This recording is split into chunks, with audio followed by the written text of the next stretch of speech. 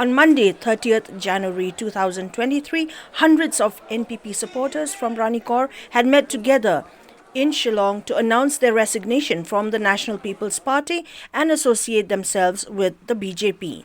Speaking to reporters, one of the leaders of the NPP in Ranikor, Pelsi Snaitang, informed that the host of supporters had decided to break away from the party since there has been neglect by top leaders in the state as far as a resolution to their problems is concerned. Therefore, they unanimously decided to tender their resignation from the NPP and will soon join the BJP. Snaitang also informed that due to the mandate of the people, their leader Martin M. Danggo will also join the BJP very soon.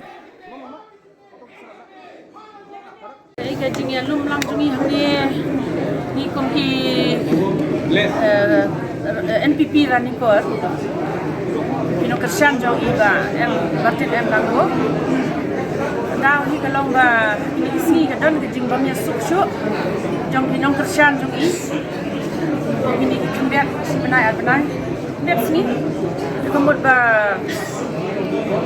tim bamla ban undan na kalang di senior leader jong NPP na po state level but solve ini problem ba don na po ta jinya bamnya suk jenggot kakabakut menta shwaba la nei sakapor ban file nomination lu ni padio ya karai ka jenis tu jimot kala biang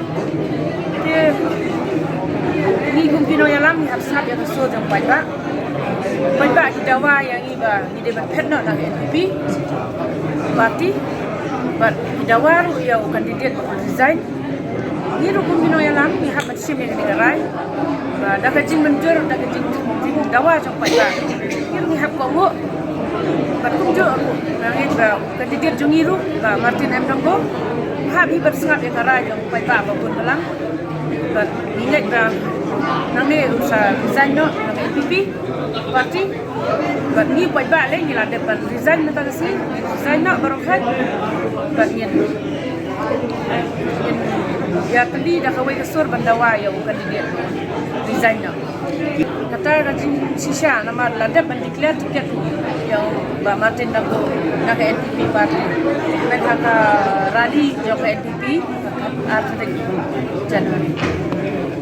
Di kumpulan mentasi kamu dia resign ke NPP. Kumpulan mentasi dia ni kan beda ka support ke jingalam jong Martin M. Danggo NPP Ranikor kira resign. Martin resign ni bila dia.